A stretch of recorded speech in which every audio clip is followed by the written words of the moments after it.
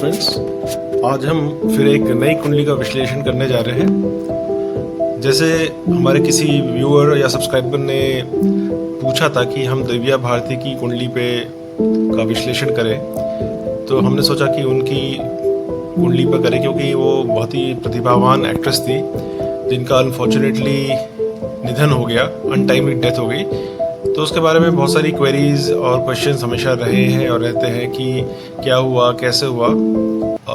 कई ये जो हुआ वो अनफॉर्चुनेट था, लेकिन उसके बारे में बहुत इन्फॉर्मेशन ऑलरेडी है इंटरनेट पे।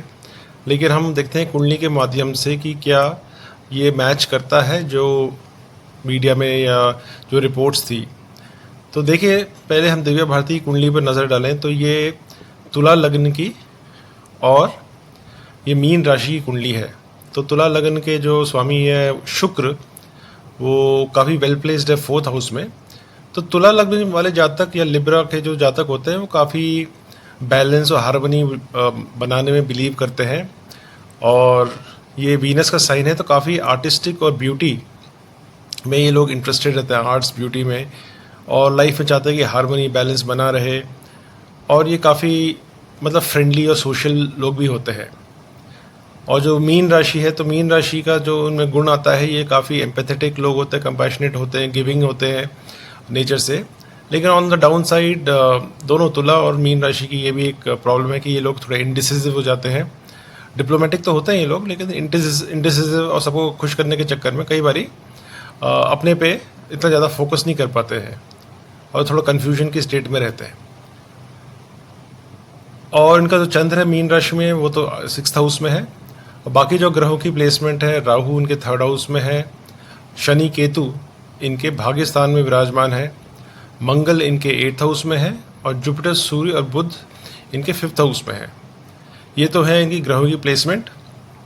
और सारे ग्रह राहु केतु के एक्सिस में एक साइड में आ रहे हैं, तो एक तरह से कई लोग काल सर्प दोष भी बोलते हैं, लेकिन ऐसा नहीं, काल सर्प दोष वाले जातक कुछ बन नहीं पाते, ऐसा भी नहीं है। थोड़ी स्ट्रगल्स रहती हैं लाइफ में, तो खैर उसको हम इतना ज़्यादा इंपॉर्टेंस अभी नहीं दे रहे हैं। तो बाकी जो उनकी योग है या उनके दोष है, उस पर हम दृष्टि डालेंगे कि क्या कारण रहे कि वो इतनी टॉप की एक्ट्रेस बनी और फिर अनटाइमली उनकी जो डेथ हुई है। तो देखिए, जो उनका मैंने पहले ही बोल दिया, शुक्र जो है लग्न के स्वामी 4th हाउस में एक अच्छा योग का निर्माण कर रहे हैं, जिसकी वजह से धन दौलत कंफर्ट्स ये सब चीज़ें उनके पास रही हैं।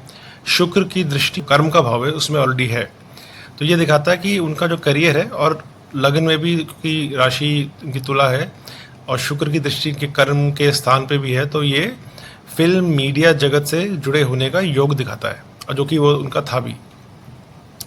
और शुक्र की अपने मून पे भी अगर हम देखें तो शुक्र की दृष्टि मून साइन पे भी है। उनका जो 10th हाउस है मून साइन, तो कई बार शुक्र मून की युति भी आदमी को काफ़ी सुंदर बनाता है। और अगर उनके बाकी भावों पे दृष्टि डालें तो 3rd हाउस में थोड़ी प्रॉब्लम दिख रही है, क्योंकि राहु यहाँ विराजमान है, राहु नीच के हैं, शनि केतु की दृष्टि, जिसकी वजह से एक तरह से शनि राहु थोड़ा बहुत ये हाउस जो हम कह सकते हैं पराक्रम का भी भाव होता है, यहाँ को थोड़ा प्रॉब्लम क्रिएट करता है। और अगर आपके कोई सिबलिंग्स हैं, छोटे भाई बहन, तो उनसे भी थोड़ी प्रॉब्लम क्रिएट कर सकता है। लेकिन पराक्रम में भी थोड़ा आपको या तो बहुत ज़्यादा आप ज़रूरत से ज़्यादा पराक्रम दिखा सकते हैं जहाँ जितनी ज़रूरत ना हो, ये भी इससे। और मंगल की भी दृष्टि है, तो शनि मंगल राहु, तो डेफिनेटली मंगल राहु तो बिल्कुल ही पराक्रम का मतलब है कि बहुत ही ज़्यादा पराक्रम दिखा सकते हैं, और कई बार ये हानिकारक भी हो सकता है, क्योंकि मंगल राहु आपको कई बार गुस्सा भी एग्रेसिव भी बना जाते हैं, जिसके कारणवश आप कोई ऐसे कदम ले सकते हैं जो थोड़े हानिकारक हो, या ऐसे रिस्क ले लें जो ज़रूरत से ज़्यादा रिक्वायर्ड ना हो। अगेन 4th हाउस जो सुख सुविधा भूमि वाहन मकान का है, यहाँ पे शुक्र बहुत अच्छा कर रहे हैं। और शनि इनके देखिए, शनि भी इनके भाग्यस्थान में, तो एक अच्छा राजयोग का निर्माण कर रहे हैं।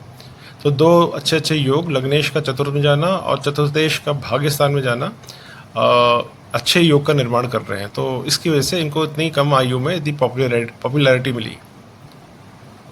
लेकिन जो भाग्यस्थान है, यहाँ पे शनि केतु का विराजमान होना बहुत अच्छा नहीं है, तो ये दिखाता है कि थोड़ा आदमी, इनका भाग्य इनका साथ बहुत नहीं देगा।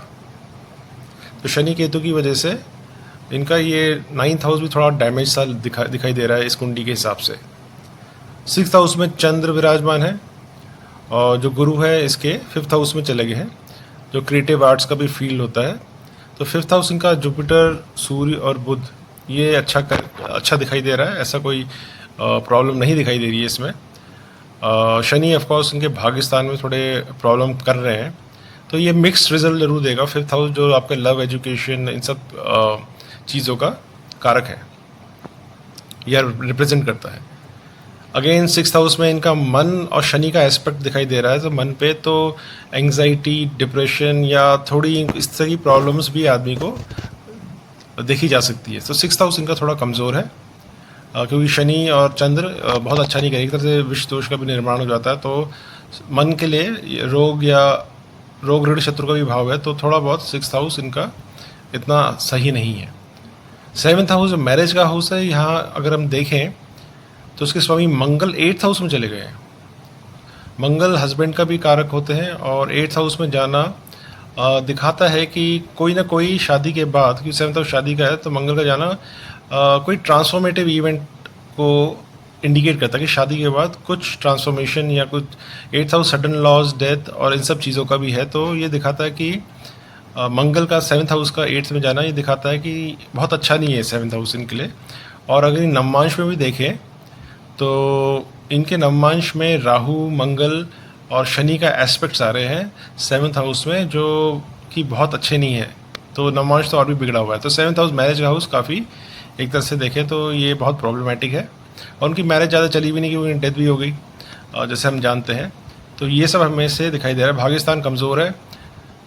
11 हाउस गेंस का है, इनकम का, ये अच्छा है। सूर्य की अपनी भाव में दृष्टि पड़ रही है, गुरु की भी पड़ रही है, तो इनके इनकम गेंस का ये अच्छा है। लेकिन धन का भाव भी ठीक है, लेकिन सुख सुविधा इनको भरपूर शुक्र ने दी है। तो ये तो थी इनके, हम देखें मोटा मोटी ग्रहों की प्लेसमेंट और कुंडली। लेकिन अगर हम उनके जो मेन रीज़न की क्या रीज़न रहे कि इन्होंने फिल्में जो की और इनकी जो डेथ, दो उनके करियर और अगर उनकी डेथ के बारे में बोले, ये दो मेन मुद्दे रहे इनकी लाइफ में। तो अगर हम देखें शुक्र ने डेफिनेटली इनको हेल्प किया जैसे हमने किया इनके करियर में। और उनकी जब दशा चल रही थी, जब उन्होंने फिल्म में एंटर किया, उस समय शुक्र की दशा चल रही थी। शुक्र की महादशा 23 दिसंबर 1988 से 23 दिसंबर 2008 तक चली और इस दौरान इन्होंने ये सब पिक्चर की है। हिंदी में तो इन्होंने विश्वात्मा 1992 में, जिसका हम जानते हैं, दीवाना, दिल आशना है, और बहुत सारी फिल्म्स 1992 के आसपास इनकी रिलीज़ हुई हैं, रंग और शतरंज। तो इनमें से विश्वात्मा, दीवाना तो सब जानते हैं, दिल आशना है, ये सब नाम सबको पता ही है, शोला और शबनम। और उससे पहले इन्होंने तेलुगु में भी फिल्म्स की है, जैसे बॉबिली राजा, उससे इन्होंने अपनी करियर की शुरुआत की थी। और आई थिंक फ्यू फिल्म्स उन्होंने तेलुगु, तमिल में, दोनों इन सब में की before she made big into Hindi cinema. तो ये तो थी उनके करियर के बारे में, तो वो तो चलो ठीक है। लेकिन जो अगेन हम शादी का भाव तो ऑफकोर्स इम्पैक्टेड है, वो तो हमने बात की। लेकिन क्या कारण थे कि इनकी इतनी अकस्मात और अनटाइमली डेथ हुई? क्या हमें ग्रहों की प्लेसमेंट्स दिखाई दे रही है? Just because Mangal 8th house में गए इसका मतलब ये नहीं है कि मतलब आदमी की डेथ हो गई या क्या। इसमें दिखा था कि डेफिनेटली दोनों में से किसी को प्रॉब्लम आ सकती है। मंगल 8th हाउस में एक्सीडेंट्स का भी कारक दिखाते हैं, ब्लड लॉस, ये सब चीज़ें होती है। लेकिन सिर्फ इन चीज़ों से हम ये नहीं कह सकते कि मतलब किसी की डेथ होगी। लेकिन अगर हम देखें उस टाइम पे इनकी क्या दशा चल रही थी, इनकी चल रही थी शुक्र में, सूर्य में, बुध में, मंगल। तो उसमें शुक्र में इनका 8th हाउस एक्टिवेट हो गया। मंगल इनके मारक प्लेनेट भी हैं अगर हम देखें, क्योंकि इनके 7th हाउस 2nd हाउस के स्वामी हैं और 8th हाउस में प्रेजेंट है। तो मंगल इनके मारक ग्रह है। और शुक्र में इनका ऑफकोर्स करियर भाव तो ट्रिगर हुआ, सुख सुविधा, comforts, 4th and 7th house तो trigger, 4th and 10th house तो ट्रिगर हुआ, एक्टिव हुआ, जो उनके लिए अच्छा था। लेकिन साइड बाय साइड इनका 8th हाउस भी एक्टिवेट हो गया शुक्र की महादशा में। इनका इस टाइम पे केतु का भी ट्रांजिट चल रहा था 8th हाउस में। तो केतु का भी ट्रांजिट 8th हाउस में, मंगल केतु बहुत अच्छा नहीं करते, एक्सीडेंट्स को डिनोट करते हैं, एक्सीडेंट, ब्लड लॉस, ये सब चीज़ें। और हमें पता है कि उनकी जो डेथ हुई है वो बिल्डिंग से गिरने की वजह से हुई। तो ये सब चीज़ें दिखा रही है। और एक और बहुत इंपॉर्टेंट चीज़ है कि इस टाइम पे इनकी शनि की 7.5 भी शुरू हो गई थी। तो शनि की साढ़े साती 1 महीने पहले, और केतु इनके 8वें भाव में गोचर कर रहा था, मंगल इनका मारक ग्रह है, तो ये सब चीज़ें दिखाती हैं। उनका भाग्य भी कमज़ोर है। और अगर देखें थर्ड हाउस पराक्रम का, शनि राहु मंगल ने इनका पराक्रम इतना बढ़ा दिया कि वो बैल्कनी में बैठ गई या किचन की विंडो में जो भी बैठ गई। और उससे पहले भी कई लोगों ने उनको देखा था कि ऐसा वो बैठ जाती थी, उस विंडो में शायद ग्रिल नहीं थी और बहुत ज़्यादा रिस्क लेती थी। और उसी दिन उन्होंने कोई अपने हाउस डील भी फाइनलाइज़ की थी, उसी दिन या एक दिन पहले अपना अपार्टमेंट, एक नया अपार्टमेंट ख़रीदा। तो वो अपार्टमेंट ख़रीदा ही मंगल का कारक माना जाता है, मंगल से होता है। और उसने मंगल को भी एक्टिवेट कर दिया जो 8th हाउस में है। 8th हाउस आपके सडन डेथ लॉस का भाव है। और थर्ड हाउस में पराक्रम कुछ ज़्यादा ही हो गया, क्योंकि उन्होंने शायद कोई अंडर इन्फ्लुएंस भी हो सकती हैं किसी पदार्थ के, और कई लोगों ने उन्होंने कोई ड्रिंक भी ली थी, लेकिन हम उसकी पुष्टि नहीं कर सकते। तो शनि राहु भी ये थर्ड हाउस में काम कर सकते हैं, क्योंकि शनि राहु भी ड्रिंक्स और जो लोग कभी लेते हैं तो उनका शनि भी और राहु से देखा जाता है। तो बहरहाल इससे ये दिखाई देता है कि कुछ उन्होंने ऐसे रिस्क ले लिया और वो उस पर बैठ गई, जिसकी वजह से ये एक्सीडेंट हुआ। वो सडनली टर्न किया और वो बैलेंस लूज़ कर गई। बाकी और थ्योरीज भी आ रही हैं कि कोई फाउल प्ले भी हो सकता है या सुसाइड का भी। तो ऑफकोर्स 6th हाउस में थोड़ा डैमेज है, स्ट्रेस, एंग्जाइटी, टेंशन तो दिखाई दे रहे हैं, लेकिन एक्सीडेंट का योग ज़्यादा है। और फाउल प्ले का हम इसलिए नहीं कह सकते क्योंकि बहुत जांच बैठी थी उस पे ऊपर और कोई भी रिजल्ट इसका निकला नहीं, निष्कर्ष में कोई निकला नहीं। तो हम अभी इसको एक्सीडेंट और सुसाइड के बीच का मानेंगे। Accident probably, most likely. कई बार हम देखते हैं कि लोग इतनी जल्दी किसी की डेथ हो जाए तो एकदम लोग सकपका जाते हैं, तो सडनली सबसे पहले हम फाउल प्ले का सोचना शुरू कर देते हैं, लेकिन हर बार ऐसा होता नहीं है। तो बहरहाल इसमें 2 ही चीज़ें पॉसिबिलिटी दिखाई दे रही है जो मैंने आपसे बात की। तो इसमें आप अपना कमेंट्स में लिख सकते हैं कि आपको क्या पॉसिबिलिटी लगती है। लेकिन जो गिरने से डेथ और एक्सीडेंटल और ब्लड लॉस, ये सब चीज़ें हुई हैं और ये हमें उनकी कुंडली से दिखाई देता है। तो उनकी कुंडली में सिर्फ शुक्र ने सपोर्ट किया, लेकिन शुक्र ने उनको ले भी डूबा, क्योंकि शुक्र की महादशा में ये सब चीज़ें घटित हुई है। जो 8th हाउस का स्वामी है, जो मारक भाव का भी स्वामी है, और मंगल की वजह से भी इनको सपोर्ट नहीं मिला। तो बहुत ग्रेट कुंडली तो नहीं बोलेंगे, सिर्फ उनके प्रोफेशन के लिए अच्छी बोल सकते हैं। लेकिन अल्टीमेटली जो भी हुआ, काफ़ी बड़ा नुकसान हुआ सबको। ऐसी बड़ी एक्ट्रेस का जाना जो इतना पोटेंशियल था, ऐसी बबली, लाइवली, विवेशियस एक्ट्रेस का जाना बहुत दुखद बात है। लेकिन जो कर्म का खेल है उसका क्या कर सकते हैं। तो बहरहाल फ्रेंड्स, आपने इस कुंडली को हमारे साथ बैठ के देखा, एनालाइज कैसे किया, अपने कमेंट ज़रूर दीजिए। और एक और चीज़ हम बोलना चाहते हैं कि कई बार हम देखते हैं लोग एस्ट्रोलॉजी में बहुत ज़्यादा अपना हॉरोस्कोप डेली बेसिस में देखना शुरू कर देते हैं। और कुछ वीडियोस में देख रहा था कि किसी एक्ट्रेस रोज़ अपना हॉरोस्कोप देखती हैं, वो कहती हैं, लेकिन ऐसा भी बहुत अच्छा नहीं मान सकते।